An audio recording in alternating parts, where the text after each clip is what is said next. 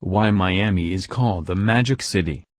As the only major U.S. city conceived by a woman, a refuge for multiple ethnic groups over the past century, and the youngest major city in America, Miami is, indeed, an exceptional place. Read on to learn how this international hub became known not just as special, but as magic. In the late 19th century, the owner of a citrus plantation, Julia Tuttle, conceived the idea of transforming the South Florida area, which would one day become Miami, into a hub city for international trade. The means she would use to fulfill this vision? An extension of Henry Flagler's recently built railway extending from New York to Palm Beach. When approached by Tuttle, Flagler initially dismissed the idea, and Miami as we know it almost never came to be.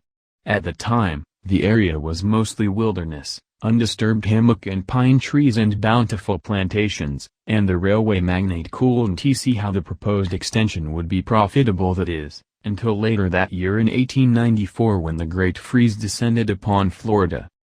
Today, the average low temperature for Miami is around 680 degrees Fahrenheit, 16 degrees Celsius, but in the winter of 1894-95, South Florida reached an all-time low of 18 degrees Fahrenheit, -8 degrees Celsius.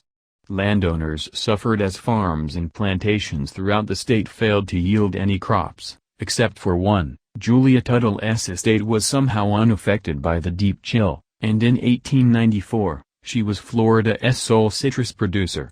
The rumors are that Tuttle sent Flagler a single, perfectly formed orange during this period. Suddenly, the businessman could see the value in her plan.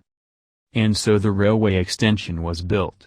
Between the resulting increased accessibility to the area and the mass exodus of northerners seeking opportunities and refuge in the Great Freeze's wake, Miami's population saw an extreme and sudden influx.